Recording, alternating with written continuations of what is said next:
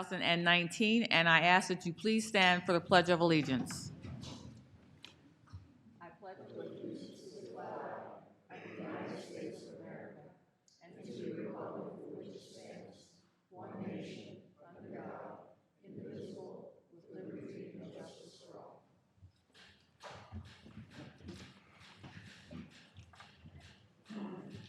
You didn't know we had a band up here, you know? Okay.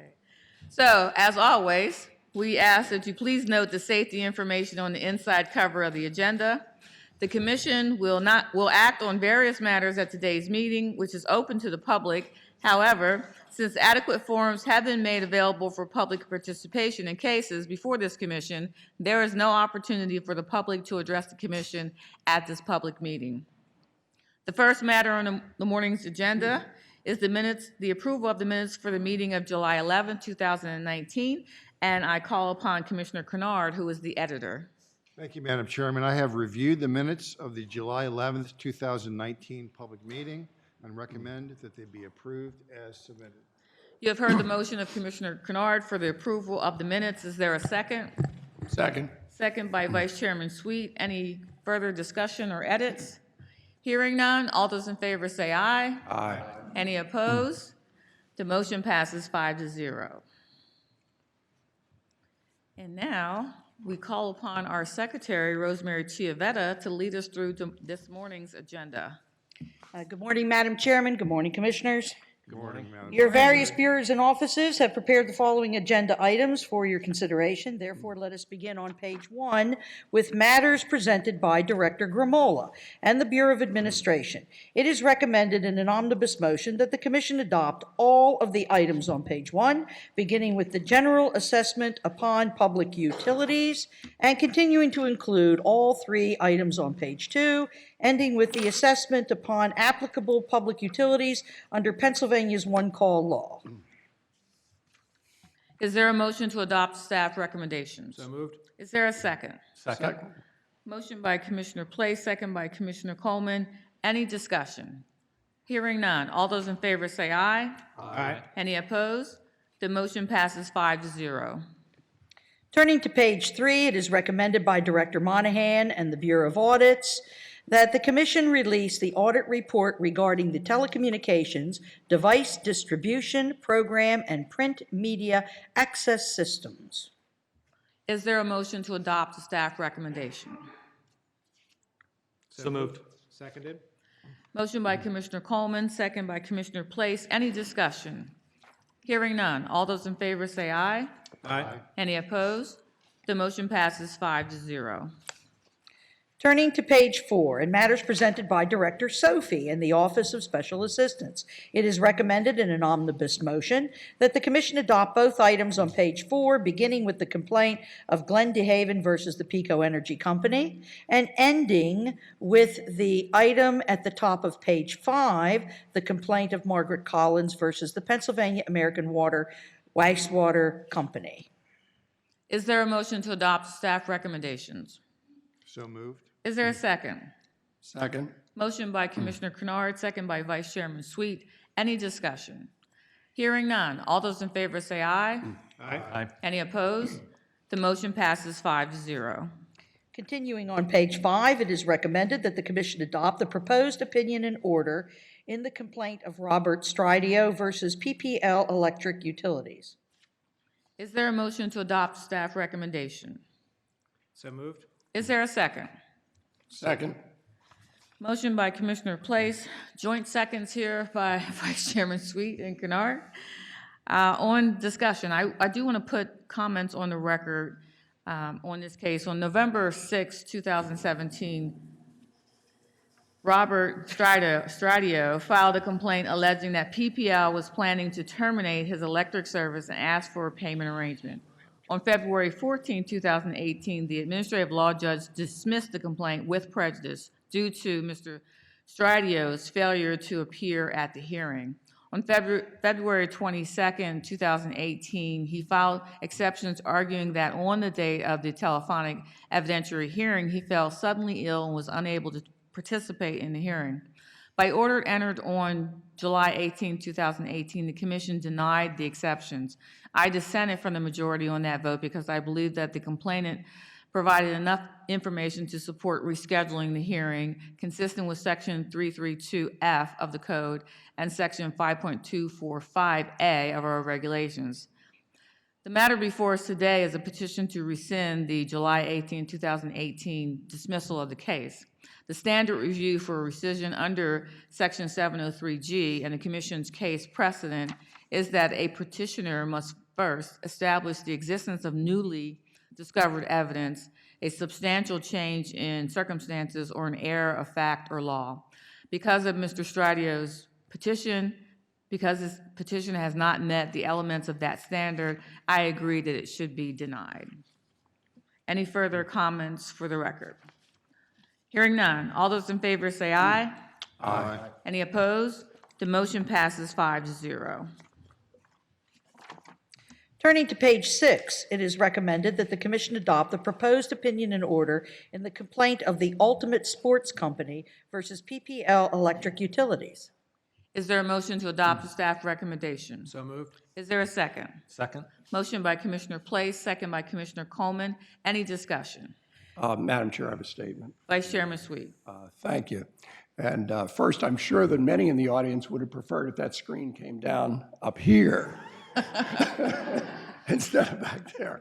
But anyway, a little unsettling, but we'll move on.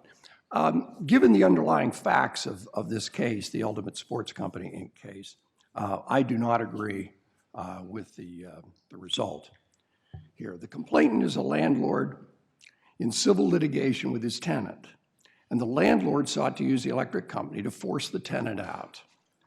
In May of 2014, PP&L posted the property for termination, and the tenant contacted PPL to see what it needed to do to maintain electric service. At this point, the supervisor of PP&L's regulatory compliance began to work with the tenant to determine the portion of the electric usage that the tenant had agreed to pay according to a formula which was in the lease between the landlord and the tenant. By June of 2015, the landlord was engaged in a civil suit, and at that point, and several other times, the landlord told PP&L to terminate service, but only if PP&L agreed to not initiate service to the tenant using the 1 meter that shared both premises, that was on the premises shared by both parties. Of course, PP&L could not do that without violating its duty to provide service, especially since the tenant had a valid lease and was in possession of the property. Excuse me. The landlord placed a password protection on the account in June 2015, which prevented anyone without the password from making changes to the account. However, by this time, PP&L was already working with the tenant to determine the tenant's responsibility for payment. While the commission decision today will find that sharing this account information after the password protection was applied as a Section 1501 violation, that sharing was essentially required by the lease between the landlord and the tenant. It is important to note that PP&L never shared the kind of personal information that could be used for identity theft, but limited the information to what was necessary to determine the tenant's responsibility under the lease, such as kilowatt hours, time of usage, charges, etc., which is the same information that the landlord would need to share to make the same determination, and which, by the way, was also made available during discovery obtained in the civil suit. PP&L made a rational determination that it would have been unfair to both refuse to place the account in the name of the tenant and to terminate service to that tenant despite the tenant's offer to pay the bill. The tenant indicated that losing electric service would have created a financial hardship, and thus PP&L maintained the service. That decision, which violated no statute, regulation, or order of the commission, and caused no harm or prejudice to any party, while maintaining service for the tenant's continued operation, as well as payment to the utility, is an action well within the definition of adequate, efficient, safe, and reasonable service. PP&L was caught in the middle of what I believe was an unseemly commercial dispute, and they only tried to navigate the situation, protecting its own interests and those of its customers. PP&L avoided being manipulated, and quite frankly, so should we. Accordingly, I dissent in this matter. Any further discussion on the case? Hearing none. All those in favor say aye. Aye. Any opposed? Opposed? The motion passes 4-1, noting the dissent of Vice Chairman Sweet. Continuing on page 6, it is recommended that the commission adopt an omnibus motion beginning with the application of Artesian Water, Pennsylvania, and continue the omnibus motion to include all of the items on page 7 and the single item on page 8, the investigation into the rail crossing at Maple Glen Road with the Norfolk Southern Railway Company. Is there a motion to adopt staff recommendations? So moved. Is there a second? Second. Motion by Commissioner Kennard, second by Commissioner Place. Any discussion? Hearing none. All those in favor say aye. Aye. Any opposed? The motion passes 5-0. Turning to page 9, in matters presented by Director Diskin and the Bureau of Technical Utility Services, it is recommended in an omnibus motion that the commission adopt all of the items on page 9, beginning with Youngwood Borough, and continuing to include the first 3 items on page 10, ending with the application of the Sycamore Insurance Agency. Is there a motion to adopt the staff recommendation? So moved. Second. Motion by Commissioner Place, second by Commissioner Coleman. Any discussion? Hearing none. All those in favor say aye. Aye. Any opposed? The motion passes 5-0. Finally, on page 10, it is recommended that the commission adopt the proposed order in the tariff of the National Fuel Gas Distribution Corporation. Is there a motion to adopt the staff recommendation? So moved. Is there a second? Second. Motion by Vice Chairman Sweet, second by Commissioner Kennard. Any discussion? I do have a comment to place on the record and ask that my records be spread upon my comments be spread upon the record in their entirety, although I won't read the whole thing. Before the Commission for consideration and disposition is the National Fuel Gas Distribution Corporation's proposed tariff supplement number 207. The tariff supplement makes a number of modifications, including codifying new rules to provide producers of renewable natural gas, or RNG, access to the company's distribution grid. RNG is a type of biogas derived from the decomposition of organic materials. RNG can often be a byproduct of commercial operations. For instance, dairy farming, swine farming, wastewater treatment, food waste, and landfill waste all have potential to create RNG. The tariff supplement requires RNG producers to meet all qualifying standards applicable to traditional natural gas producers. Additionally, it augments those standards with additional criterion to ensure that any interconnected RNG feedstock does not adversely affect the overall quality and integrity of the distribution grid. These interconnection rules will provide eligible commercial and agricultural operators access to additional revenue streams. Further, this tariff supplement will facilitate opportunities for the voluntary sale of RNG credits to interested parties both in Pennsylvania and abroad. To that end, I commend National Fuel for taking action that will avail RNG producers the opportunities to sell this commodity and any associated credits, harnessing the specifically tailored interconnection rules proposed in this filing. I believe these tariffs provisions, the first of their kind in Pennsylvania, will bolster the operations of numerous commercial and agricultural accounts throughout the company's territory. Any further comments? Hearing none. All those in favor say aye. Aye. Any opposed? The motion passes 5-0. Turning to page 11, it is recommended that the commission adopt in an omnibus motion all of the items on page 11, beginning with the application of Fairchance Borough, and continuing to include all of the items on page 12, ending with the application of CX LLC. Is there a motion to adopt the staff recommendations? So moved. Is there a second? Second. Motion by Commissioner Place, second by Commissioner Coleman. Any discussion? Hearing none. All those in favor say aye. Aye. Any opposed? The motion passes 5-0. Turning to page 13, it is recommended that the commission make the quarterly earnings report of Pennsylvania Utilities public. Is there a motion to adopt staff recommendation? So moved. Is there a second? Second? Motion by Commissioner Kennard, second by Commissioner Coleman. Any discussion? Does have a statement on the matter? Commissioner Place. Madam Secretary, I ask that my statement be placed on the record as if I had read it in its entirety.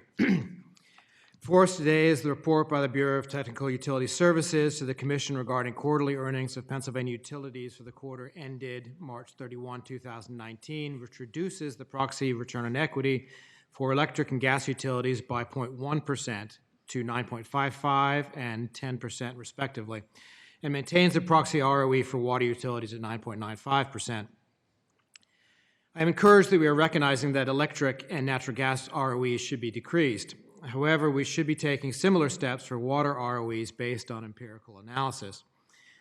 For electric utilities, the discounted cash flow analysis indicates an ROE of 8.33% with one standard deviation of 7.06% to 9.61%, down an additional 23 basis points from the previous quarter, while the capital asset pricing model analysis produces an 8.09% ROE, providing a reasonable confirmation of the DCF analysis.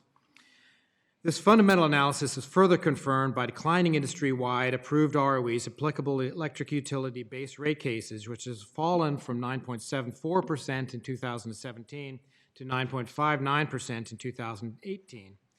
Additionally, for the more relevant restructured electric utility sector, rate case ROEs have declined from 9.43% to 9.38%.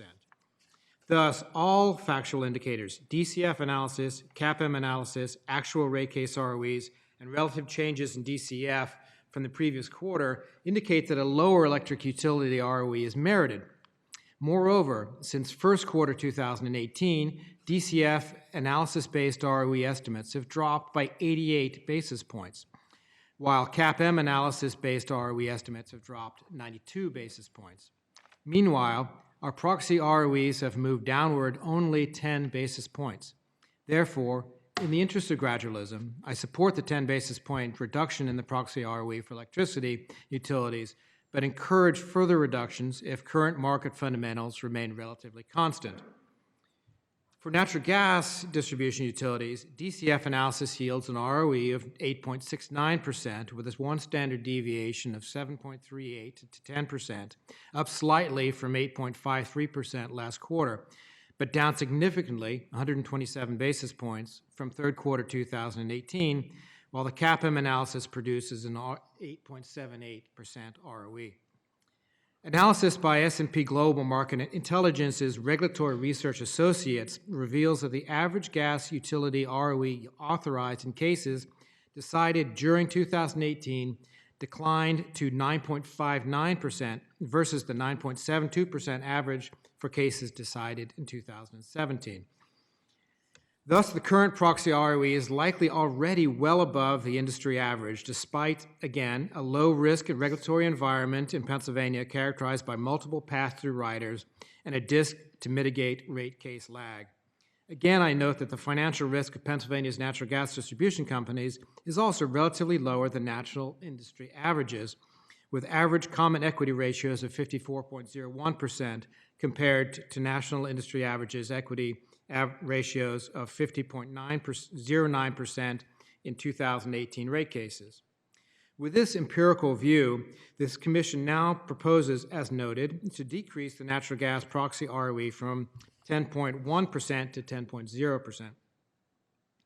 Given relative ROEs across the country, comparatively low financial and regulatory risk for the Pennsylvania NGDCs, combined with supporting DCF and CAPM analysis, I support the 10% reduction, being mindful of the value of gradualism again.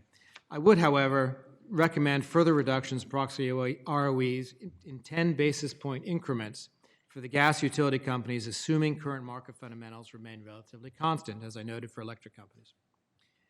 For water utility companies, however, the base DCF calculation is at 9.3%, a further decrease of 5 basis points from our last report, and a 37 basis point drop since first quarter of 2018, with a rather wide one standard deviation of 8.02% to 9.58%, and a corroborating 9.02% CAPM result. The existing proxy ROEs of 9.95% is already 65 basis points higher than the base DCF calculation, and 88 basis points higher than the CAPM calculation. In addition, as I've repeatedly stated in the past, investor-owned water and wastewater public utilities avail themselves of acquisition premiums of fair value rate-based valuations when they purchase municipal and municipal authority systems, and the same investor-owned public utilities can now rate-base the cost of lead service line replacements and damaged wastewater laterals where the quarterly DISC ROE will play a role. If we reward ROEs that are 65 basis points above the computed and market-based numbers, these investor-owned public utilities become overcompensated in a number of areas. Consequently, a minimum of 10% basis point reductions in water utility DISC ROE to a 9.85% figure is empirically sound and economically wise as we transition to lower rates. For these reasons, I support adoption of the 10 basis point reduction to the electric and natural gas utility proxy ROEs that are being proposed today, and respectfully oppose the maintenance of existing water utility proxy ROEs. Thank you. Thank you, Commissioner Place. Any further discussion? Hearing none. All those in favor say aye. Aye. Any opposed? The motion passes 5-0, noting the comments and concerns expressed by Commissioner Place. Turning to page 14, and matters presented by Chief Counsel Hicks and the Law Bureau. It is recommended that the Commission adopt the proposed order in the final rulemaking regarding pole attachments. Is there a motion to adopt the staff recommendation? So moved.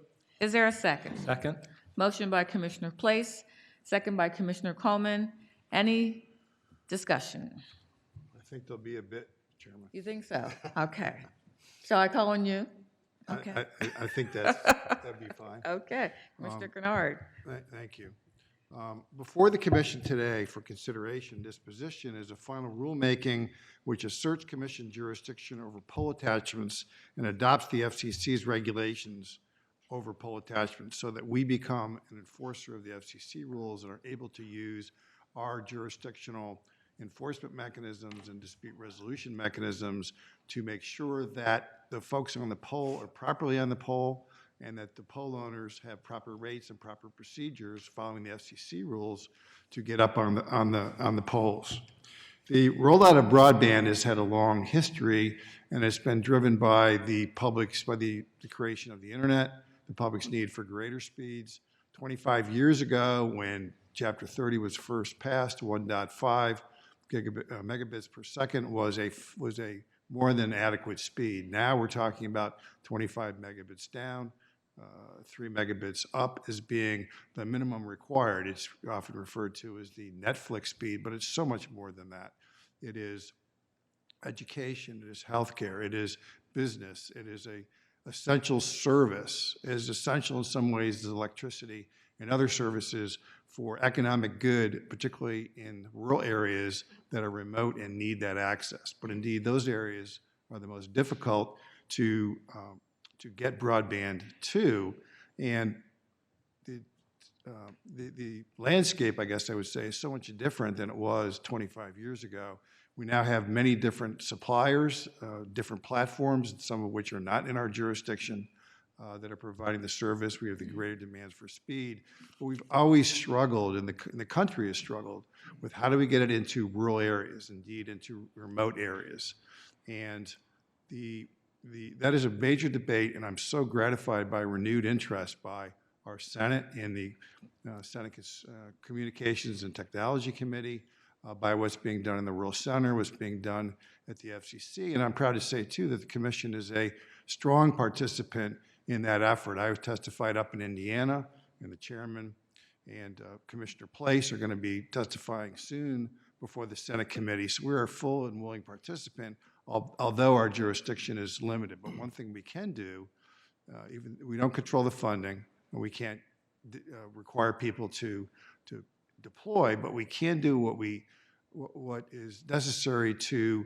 make sure that the cost of deployment is minimized as much as possible. And by passing this rulemaking today, that's exactly what we're doing. So I think this is a pivotal step in promoting broadband deployment throughout the Commonwealth. By asserting jurisdiction over pole attachments, we make our adjudicatory and enforcement powers and processes available to the parties so that there's just and timely resolution of pole attachment disputes that will facilitate the installation of broadband. I want to thank all the parties who participated in this process. There were very vigorous and thoughtful comments, a large measure of support both by the attachers and the pole owners to move forward on this, which I deeply appreciate. I want to commend the Commission's Law Bureau, specifically Sean Sparks, Colin Scott, Christian McDougal, and Laura Griffin for creating an exemplary work product and working through a number of fairly difficult issues and finding a great resolution for those that I think will help us move this through ERC and the legislative committees into a final rule. And I want to thank the industry stakeholders, legislative leaders, and the governor's office for their continued commitment. And I finally want to thank my colleagues for their thoughtful consideration of this issue. Thank you, Commissioner Kennard. Any further discussions? I'm content to go second. Commissioner Place. Thank you. Madam Secretary, I ask that my statement be placed in the record as if I'd read it in its entirety. Before us is, as noted, a recommendation for the adoption of a final rulemaking order and final form regulations that will enable this commission to assert jurisdiction over pole attachment matters in Pennsylvania through the adoption of germane Federal Communications Commission rules. This assertion of jurisdiction will provide an available adjudication forum for the timely resolution of pole attachment disputes. The resolution of such disputes through the enforcement of applicable federal rules and the use of the Commission's administrative adjudication procedures will facilitate the continuous deployment of wireline and wireless telecommunications and communications network facilities throughout the Commonwealth, thus increasing the availability of broadband access services for the citizens of Pennsylvania. Applicable statutes make such a deployment a joint responsibility between this Commission and the FCC.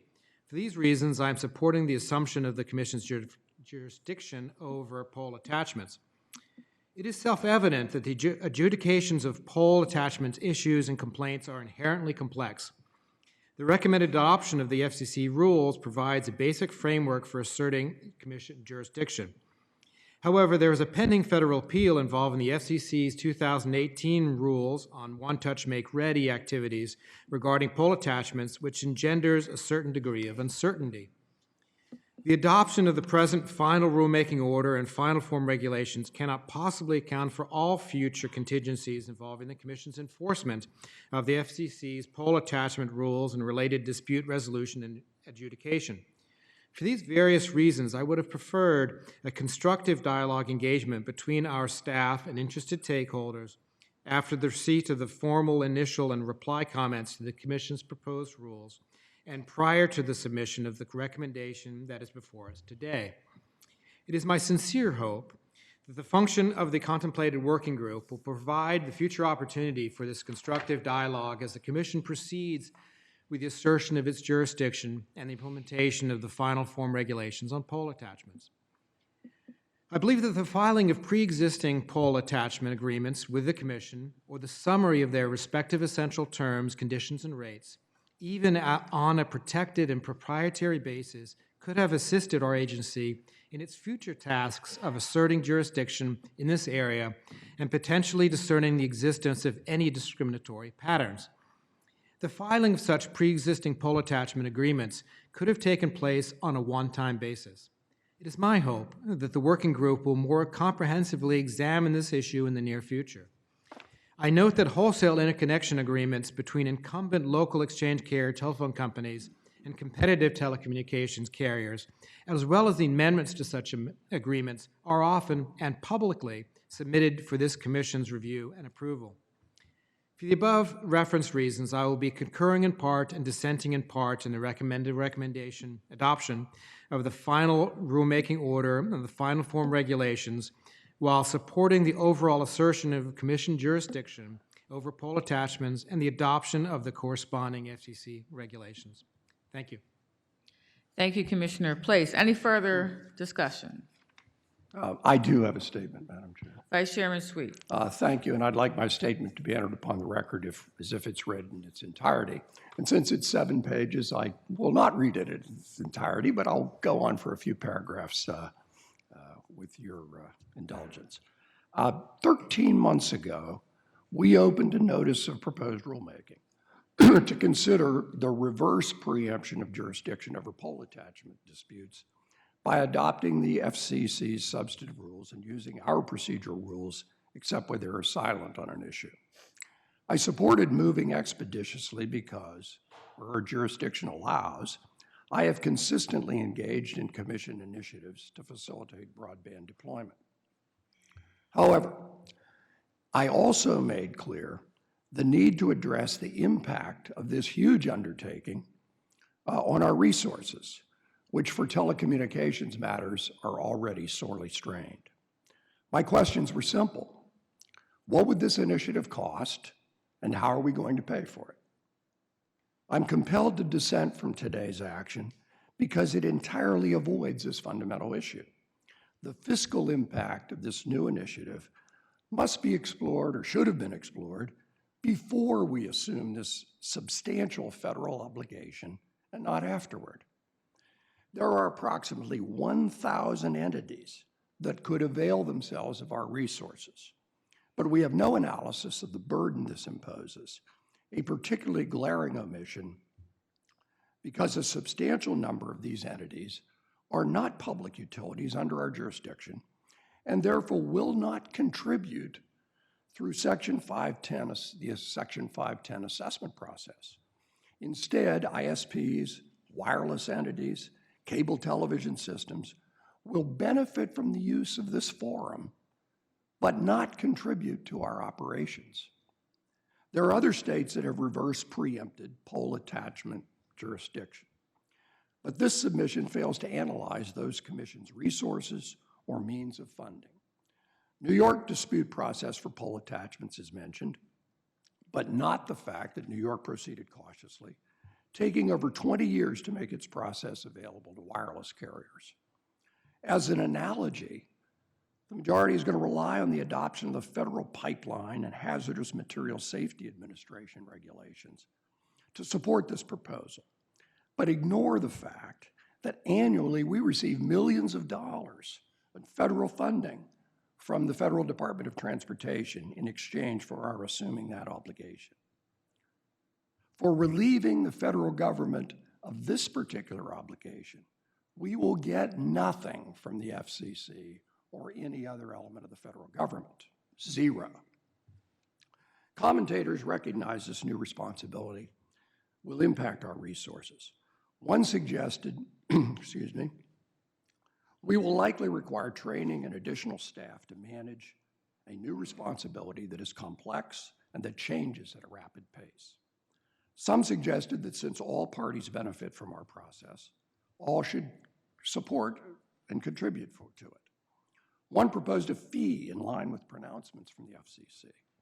Some non-jurisdictional wireless poll attachers suggest, however, that we satisfy ourselves with collecting our regulatory costs of operations from our regulated utilities. This approach is not fair nor sufficient. Cable companies and wireless carriers currently contribute to the FCC's financial resources through regulatory fees. In addition, the FCC imposes on all entities an application processing fee to address poll attachment disputes. By the FCC's own standards, these disputes are not ordinary, quote, consumer complaints. Poll attachments involve commercial negotiations between large, sophisticated entities. For resolution purposes, if disputed at the FCC, they are classified as applications to be processed and enforced, for which the FCC itself charges an application fee. While we cannot assess non-jurisdictional entities, we could adopt the FCC's regulation addressing its pole attachment fee structure. Our electric industry raised concerns about the impact of inadequate cost recovery on their ratepayers, a concern I share.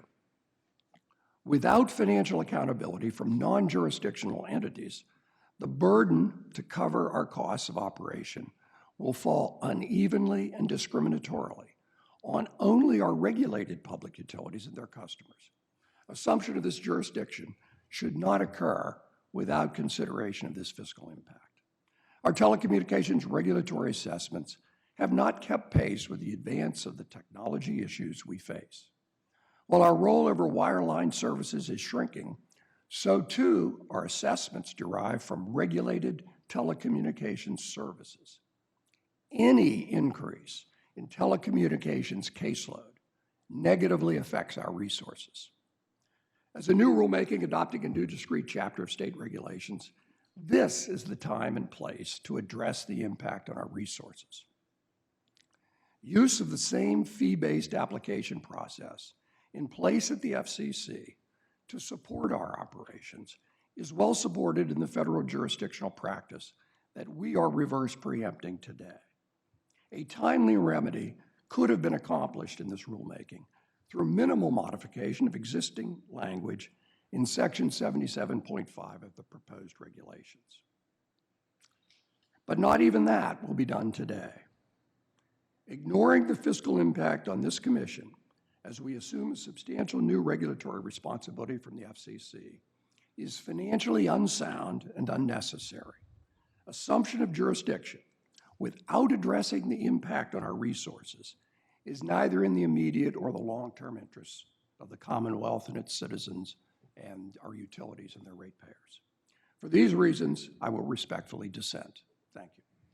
Thank you, Vice Chairman Sweet. Any further comments?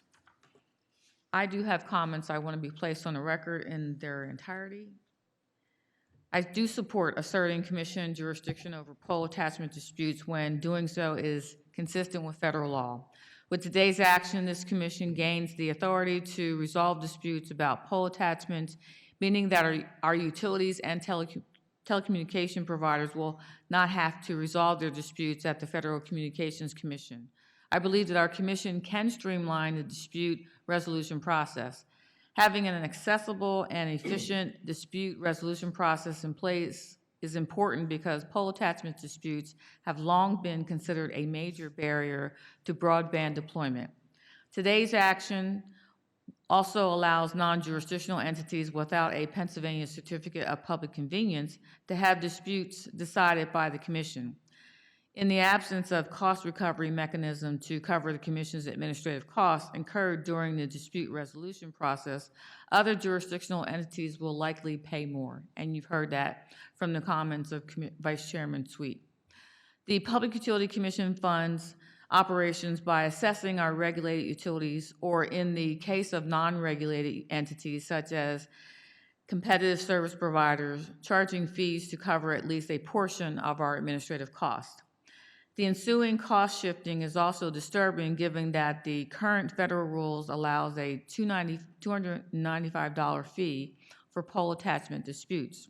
The parties addressed this issue on the record. In fact, the Central Bradford Authority even proposed a larger fee of $500. It is inconsistent to not address costs in a final decision that claims to adopt all federal regulations on the one hand, yet on the other hand does not consider the application fee already allowed by the FCC. I support mirroring a $295 enforcement pole attachment fee currently in the FCC rules. Costs incurred by this commission for providing the public good of a forum to dispute resolution should be paid by all participating entities.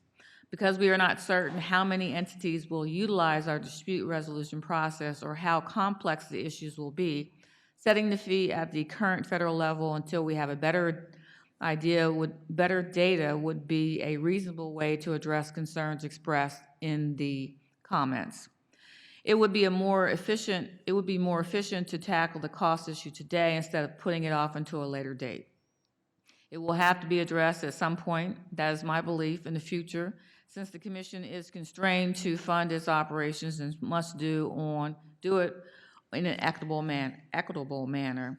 So for that reason, I will be voting to concur in the recommendation, but also dissenting in part, expressing my concerns about the fact that there's no fee for those entities that we do not regulate. Any further comments for the record? Chairman, I do have some verbal comments. Commissioner Coleman. Thank you. I feel remiss if I didn't comment after each of my colleagues have had something to say on this matter as well, but hope that we haven't exhausted the audience here today. This is a big deal, as you've heard this morning. Asserting the Commission's jurisdiction over pole attachments is a big deal. This has been an impediment that has been clearly identified to deploying broadband across the state of Pennsylvania. So this is a major step in the right direction in deploying broadband across Pennsylvania and using the jurisdiction of this commission to assist in that effort.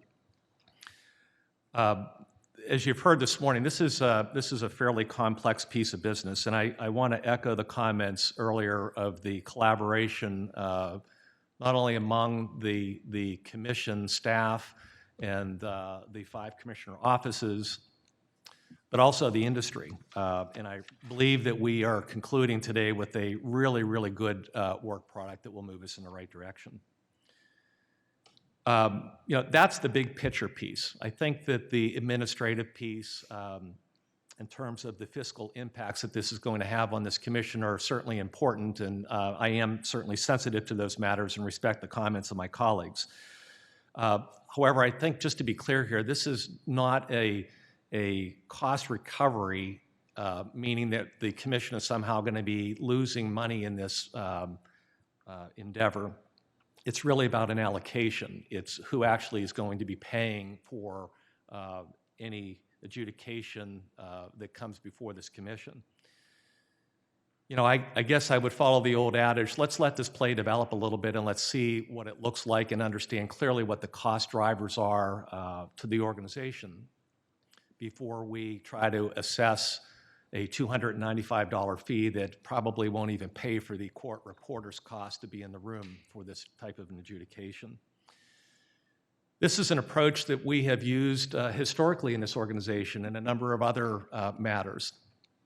I think about the advent of the transportation network companies and the inordinate amount of time that this commission spent in working with Uber and Lyft and others.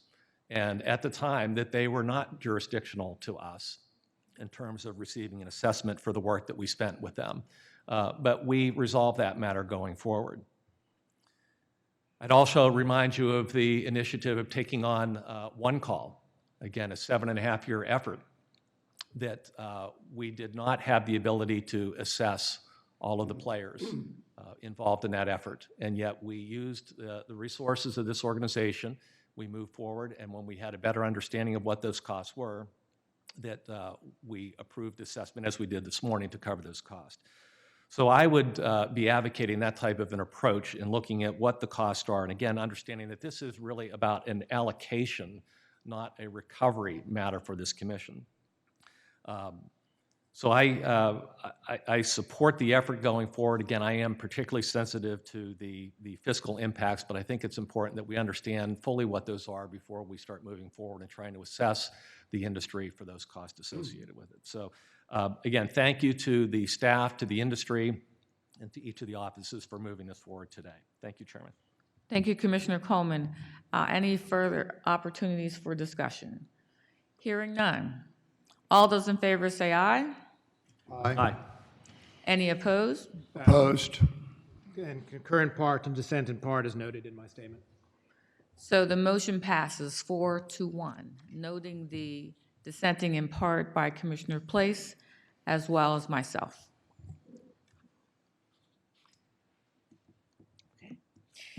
Continuing on page 14, it is recommended that the commission adopt the proposed order in the petition of the York Water Company. Is there a motion to adopt staff recommendation? So moved. Is there a second? Second. Motion by Commissioner Coleman, second by Commissioner Place. Any discussion? Hearing none, all those in favor say aye. Aye. Any opposed? Motion passes 5-0. Turning to page 15 in matters presented by Chief A.L.J. Rainey in the Office of Administrative Law Judge, it is recommended that the Commission adopt A.L.J. Vero's recommended decision approving the settlement in the complaint of Giant Eagle et al. Versus the Laurel Pipeline Company. Is there a motion to adopt the staff recommendation? So moved. Is there a second? Second? Motion by Commissioner Place, second by Commissioner Coleman. Any discussion? Hearing none. All those in favor say aye. Aye. Aye. Any opposed? The motion passes 5-0. Continuing on page 15, it is recommended in an omnibus motion that the Commission adopt the initial decision in the complaint of the estate of Elliott Vessel versus PPL Electric Utilities, and continuing the omnibus motion on page 16 to include the recommended decision in the application of Exeter Township, and also to include the recommended decision in the 1307F tariff filing of the Equitable Division of the Peoples Natural Gas Company. Is there a motion to adopt staff recommendations? So moved. Is there a second? Second? Motion by Commissioner Kennard, second by Commissioner Coleman. Any discussion? Hearing none. All those in favor say aye. Aye. Any opposed? The motion passes 5-0. Finally, on page 16, it is recommended that the Commission adopt A.L.J. Dunderdale's recommended decision approving the settlement in the 1307F tariff filed by the Peoples Gas Company. Is there a motion to adopt the staff recommendation? So moved. Is there a second? Second. Motion by Commissioner Place, second by Vice Chairman Sweet. Any discussion? So I have a statement on the matter. Commissioner Place. Thank you. Madam Secretary, I ask that my statement be placed on the record as if I had read it in its entirety. Before us is the purchase gas cost tariff filing pursuant to Section 1307F and the joint petition for settlement of the Section 1307F rate investigation of Peoples Gas Company, LLC. The parties in this case reached consensus on all issues, including continuation of a fuel retention charge on conventional gas producers connected directly to the company's gathering and distribution systems. I support the ALJ's recommended decision to approve this charge, believing the company carried its burden of proof. Most importantly, I believe that producers are the main beneficiaries of these low-pressure systems, especially in areas where delivery customer services are scarce. Going forward, I remain open to further arguments as to where on the system such retention charges should be imposed and the amount of those charges. However, I also want to emphasize that I remain very concerned, particularly concerned, about the level of gathering system lost and unaccounted for gas volumes for Peoples Gas. Despite company efforts to reduce those losses, gathering system loss increased from 9.5% to 10.3% this year. This is disconcerting and in contradiction to Peoples Gas's agreement to a maximum of 9.5% gathering system loss targeted for the 12-month period ending August 31, 2019, pursuant to the 2018 Section 1307F proceeding settlement terms. I remind the company that exceedances of the gathering loss target after application of certain credits will create a rebuttable presumption that the excess is unreasonable in next year's 1307F filing. I strongly urge the company to work assiduously to reduce these losses and look forward to reviewing more positive results in the future. Thank you. Thank you, Commissioner Place. Any further comments or discussion for the record? Hearing none. All those in favor say aye. Aye. Any opposed? The motion passes 5-0. Madam Chairman and Commissioners, that concludes all agenda items to be considered today. Before we adjourn from our business session, I will call upon Commissioner Place to acknowledge Lifeline Awareness Week. It's Commissioner Kennard. Commissioner Kennard, I'm looking this way, I'm sorry. Feel free, Commissioner Place. Sorry. I am sorry. So Lifeline. Exactly. In the No, only one of them. I'm sure you'll invite statements. Yes. Statements in support. I was jumping ahead. So. Lifeline is intended to help make communications more affordable and more accessible for low-income households. customer qualifies for Lifeline if they are at or below 135% of poverty or participate in one of the many federal programs. The subsidy is a $9.25 payment per month on behalf of the customer, available for both voice and broadband service. This is a national effort to reach those in need, in which the Commission fully supports, and we encourage our utilities to make the customers aware of the Lifeline amount available, and we encourage customers to take advantage of this amount of federal funds. Thank you. Thank you, Commissioner Kennard. All good. Okay. Concur in its entirety. Thank you very much, Commissioner Place. Before we adjourn from our business meeting, let me just ask that everyone remain in their place. We do have a retirement acknowledgement after we adjourn. So without objection, the meeting is adjourned.